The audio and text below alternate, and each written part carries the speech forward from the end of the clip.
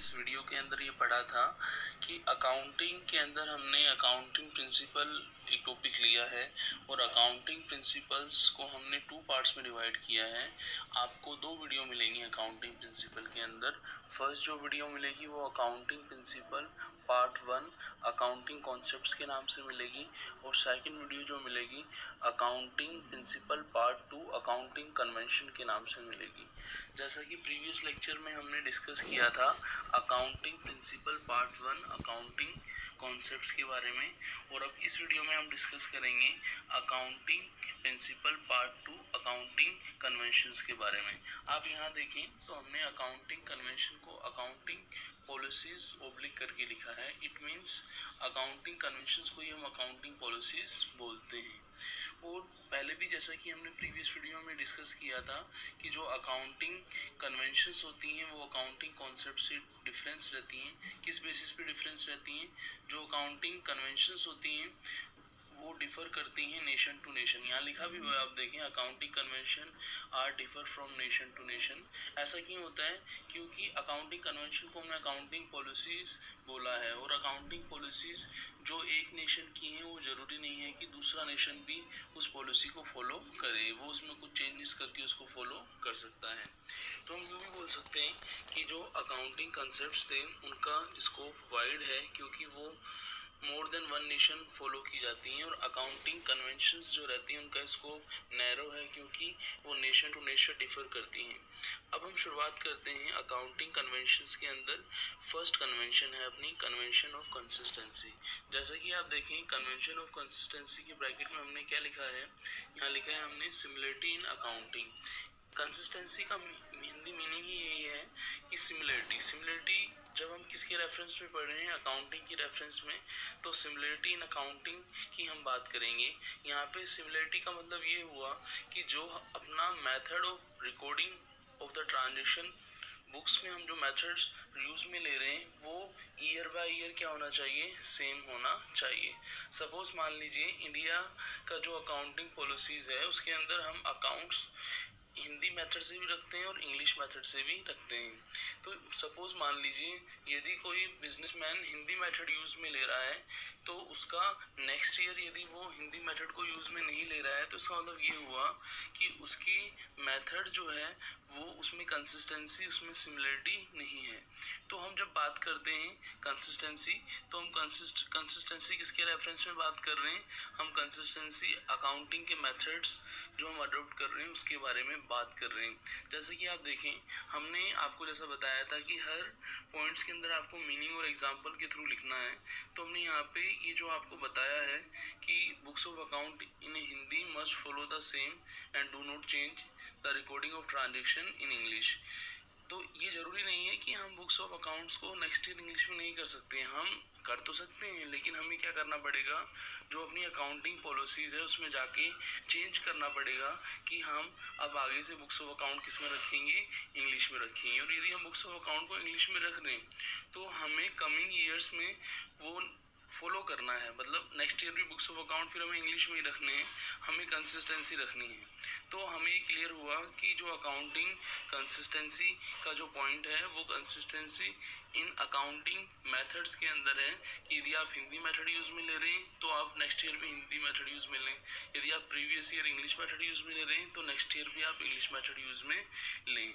इसके कुछ other example भी हैं, जैसे आप देखें जैसे स्टॉक का एग्जांपल है कि स्टॉक का आप जब टॉपिक पढ़ते हैं तो स्टॉक के मेथड्स होते हैं, बहुत सारे मेथड्स होते हैं। स्टॉक हम accounting standards valuation of inventory के अंदर पढ़ते हैं जहाँ पे हम ये देखते हैं कि स्टॉक के रिगार्डिंग कुछ लॉज हैं, जैसे स्टॉक का कॉस्ट प्राइस और market price which ever is less उस पर हमें रिकॉर्डिंग करना चाहिए। तो ये भी हमारा एक अकाउंटिंग पॉलिसीज रहा। फिर हम बात करते हैं थर्ड जो पॉइंट है वो है डेप्रिसिएशन का।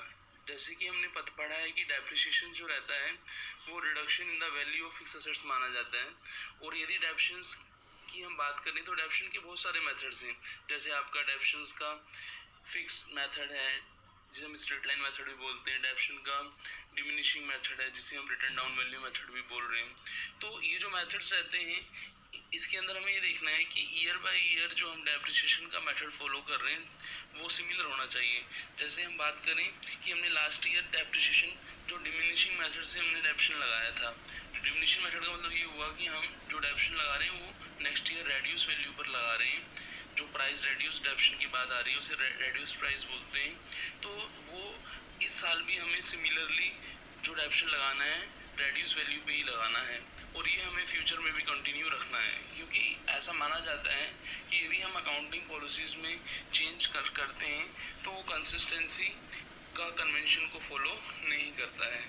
अब हम बात करते हैं इन तीनों पॉइंट्स को समराइज हम कर देते हैं कि हमने कन्वेंशन ऑफ कंसिस्टेंसी के अंदर हमने 3 पॉइंट पढ़े हैं कि हमें सिमिलरिटी रखनी है अकाउंटिंग के अंदर, चाहे वो एक पॉइंट था आपका कि चाहे बुक्स ऑफ अकाउंटिंग आप जो भी मेथड ले रहे हैं हिंदी या इंग्लिश में उसको सिमिलर रखें। सेकंड था स्टॉक या इन्वेंट्री कि जब आप स्टॉक का वैल्यूएशन कर रहे हैं तो आप मार्केट प्राइस और कॉस्ट प्राइस जो दोनों में से कम है उस पर कर रहे हैं लास्ट ईयर, तो इस साल भी आपको उसी पर करना है। और थर्ड क्या था कि फिक्स असेट्स का हम जब डेप्रिशिएट कर रहे हैं फिक्स असेट्स को, तो फिक्स असेट्स को डेप्रिशिएट करने के बहुत सारे मेथड्स हैं, लेकिन हमें जो लास्ट ईयर जो हमने मेथड यूज़ किया या इनकम टैक्स डिपार्टमेंट जो मेथड फॉलो करता है वही हमें फॉलो करना है और उसमें सिमिलरिटी भी रखनी है। तो ये अपना फर्स्ट हमने कन्वेंशन पढ़ा, कन्वेंशन ऑफ कंसिस्टेंसी। अब हम बात करते हैं सेकंड कन्वेंशन जो है कन्वेंशन ऑफ फुल डिस्क्लोजर। जैसा कि नेम से क्लियर हो रहा है कि फुल डिस्क्लोजर का मतलब ये हुआ कि जो भी अकाउंटेंट्स है वो अकाउंटिंग जब करता है तो उसको सारी ही बातें अपनी बुक्स ऑफ अकाउंट्स में बतानी है, कुछ भी उसको मैनिपुलेट वर्क नहीं करना है, उसको स्मॉल इंफॉर्मेशंस को अपनी बुक्स के अंदर डिस्क्लोज करना है, उसको हाइड नहीं करना है, कुछ भी हाइड नहीं करना है। फॉर एग्जांपल आप जैसे देखिए आपने सुना होगा कि जो अपनी कंटीजेंट लायबिलिटी होती है, कंटीजेंट लायबिलिटी क्या होती है मैं थोड़ा आपको बता देता हूँ। कंटीजेंट लायबिलिटी वो रहती है जो लायबिलिटी अभी सर्टेन नहीं है, वो अनसर्टेन है, वो लायबिलिटी हम फ्यूचर में पे भी कर सकते हैं और हम नहीं भी पे करें, पर हमें ये बुक्स ऑफ अकाउंट में फुट नोट में दिखाना होगा कि जो कंटीजेंट लायबिलिटी है इसका अमाउंट फ्यूचर में इतना पेबल हो सकता है। तो यदि हमने कंटीजेंट लायबिलिटी को फुट नोट में दिखाया है बुक्स ऑफ अकाउंट्स के अंदर, तो ये हम किस कन्वेंशन के अंदर दिखा रहे हैं, ये हम फुल डिस्क्लोजर कन्वेंशन के अंदर दिखा रहे हैं। सिमिलरली जो सेकंड हमने एग्जांपल लिया है, आपने देखा होगा कि कोई कंपनी है वो अपने डिपॉजिट्स रखती है, अपने इन्वेस्टमेंट रखती है, तो इन्वेस्टमेंट जो रहता है ईयर बाय ईयर इन्वेस्टमेंट में एप्रिसिएशन या डेप्रिसिएशन आता रहता है, तो हमें उसको भी एज ए नोट शो करना है। तो ये जो दोनों पॉइंट हैं कि जब हम कंटीजेंट लायबिलिटी को हम फुट नोट में दिखाएं और हम इन्वेस्टमेंट की मार्केट वैल्यू को एज ए नोट दिखाएं, तो ये हम किस कन्वेंशन के अंदर फॉलो करते हैं, ये हम फुल डिस्क्लोजर के अंदर फॉलो करते हैं। तो फुल डिस्क्लोजर जो है हमें ये बताता है कि बुक्स ऑफ अकाउंट्स में सारी इंफॉर्मेशन हमें शो करनी है, small information should be disclose in the books of account, चाहे वो आपका कंटीजेंट लायबिलिटी से रिलेटेड हो, चाहे वो मार्केट वैल्यू ऑफ इन्वेस्टमेंट से रिलेटेड हो। तो हम दोबारा एक बार रिवाइज कर देते हैं सेकंड जो हमने कन्वेंशन पढ़ा है, जिसका नेम है convention of full disclosure. Full disclosure का मीन्स ये हुआ कि कोई भी ऐसा आइटम जिससे बिजनेस का प्रॉफिटेबिलिटी इंक्रीज या डिक्रीज हो और वो आज की तारीख में तो सर्टेन नहीं है, लेकिन इन फ्यूचर उसका कुछ ना कुछ इफेक्ट प्रॉफिट्स पे होगा, तो हमें बुक्स ऑफ अकाउंट्स में उसको बुक्स ऑफ अकाउंट्स के अंदर तो हम दिखा नहीं सकते क्योंकि अभी तक वो हैपन तो हुआ नहीं है, हैपन तो फ्यूचर में ही होगा, तो हम उसको बुक्स ऑफ अकाउंट में नहीं दिखा सकते, तो हम उसको एज ए नोट दिखा सकते हैं, चाहे वो हम कंटीजेंट लायबिलिटी की बात करें, चाहे वो हम मार्केट वैल्यू ऑफ इन्वेस्टमेंट की बात करें। अब हम आते हैं अकाउंटिंग कन्वेंशन का जो पॉइंट नंबर थर्ड है, जिसका नेम है कन्वेंशन ऑफ कंजर्वेटिज्म या प्रूडेंस। ये जो आपका कन्वेंशन है इसमें जो सेकंड वर्ड है प्रूडेंस, प्रूडेंस जो है PR, इसको प्रोविज़न मानिए, क्योंकि जो ये कन्वेंशन ये बताता है कि जो हम बिजनेस के अंदर जो प्रोविज़न की थ्योरी यूज़ में लेते हैं, प्रोविजंस मीन्स क्या होता है, प्रोविजंस मीन्स होता है some amount capped for future for writing off expenses and income which will be arise due to operation of the business. इसका मतलब ये हुआ प्रूडेंस मीन्स प्रोविज़न कि हम फ्यूचर के लिए कुछ पैसा अपने प्रॉफिट में से निकाल के रख रहे हैं, और वो हम इसलिए रख रहे हैं कि बिजनेस में आने वाले टाइम में जो हमें बिजनेस को चालू रखने से, संचालित करने से जो हमें प्रॉफिट एंड लॉस होता है उसको हम उस प्रोविज़न में से राइट ऑफ कर सकें। जैसा कि आपने जर्नल एंट्रीज में भी पढ़ा होगा, जर्नल एंट्री के टॉपिक्स के अंदर, कि जो अपने डेट्स रहते हैं, डेट्स क्या होते हैं, अपने डेटर्स होते हैं, ठीक है ना। तो डेटर्स को जो हम क्लासीफाइड करते हैं, थ्री कैटेगरी हैं उसकी, गुड डेट्स, आपका डाउटफुल डेट्स और बैड डेट्स। तो हम जो गुड डेट्स की बात करें तो उनके लिए तो हमें ऐसा कोई प्रोविज़न नहीं रखना है, लेकिन जो बैड एंड डाउटफुल डेट्स हैं उसके लिए जो हम प्रोविज़न बनाते हैं उसको बोलते हैं provision for bad and doubtful debts हम बोलते हैं।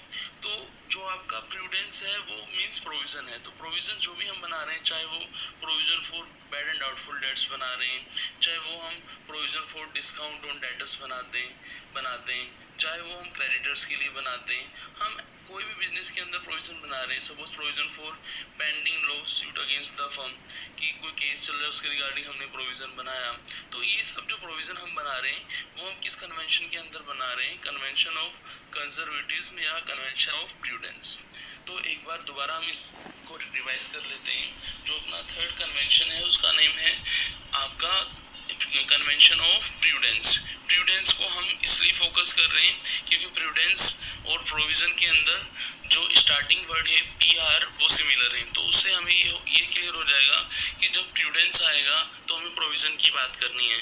और प्रोविज़न जो हम बिजनेस के अंदर बनाते हैं, ऐसे हम बहुत सारे प्रोविज़न बनाते हैं, पर जो इम्पोर्टेंट प्रोविज़न रहते हैं जो हमें बिजनेस में बनाने ही पड़ते हैं वो है जैसे provision for bad and doubtful debts, हम डेटर्स की बात करते हैं। ऐसे हम क्रेडिटर के लिए बनाते हैं, जो हम क्रेडिटर के लिए बनाते हैं डिस्काउंट ऑन क्रेडिटर्स बनाते हैं। तो ये जो प्रोविजंस हम बनाते हैं वो हम किस कन्वेंशन या किस पॉलिसी के रिगार्डिंग बनाते हैं, कन्वेंशन ऑफ प्रूडेंस के रिगार्डिंग, कन्वेंशन ऑफ कंजर्वेटिज्म के रिगार्डिंग हम बनाते हैं। अब हम आते हैं अपना फोर्थ पॉइंट जो है कन्वेंशन का, फोर्थ पॉइंट है जिसको हम बोलेंगे अकाउंटिंग कन्वेंशंस ऑफ मेटेलिटी। ये जो मेटेलिटी का कन्वेंशन है, मेटेलिटी in the sense of accounting, मेटेलिटी का यदि हम सेंस देखें तो ऑडिटिंग में भी आपका मेटेलिटी का सेंस आता है। यहाँ पे मेटेलिटी का सेंस हम अकाउंटिंग के रेफरेंस में ही देख रहे हैं।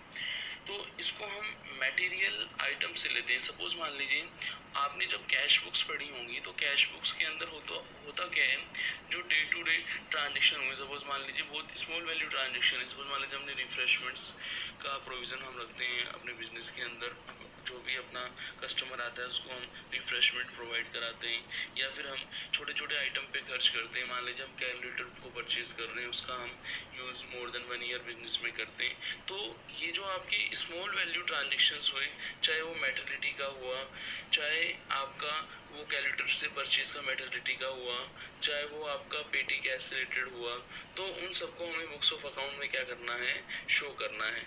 इससे क्या होगा, हमें ट्रू एंड फेयर व्यू मिलेगा अकाउंटिंग के अंदर। और ये जो आपके चारों पॉइंट्स जो हैं, इनके अंदर जो चारों के चारों पॉइंट हैं वो बहुत ही इम्पोर्टेंट रोल प्ले करते हैं हमें बुक्स ऑफ अकाउंट्स के ऑब्जेक्टिव्स को पूरा करने में। तो हमें इन सभी चारों पॉइंट्स को कन्वेंशंस के अंदर अच्छे से समझना है। आप इस वीडियो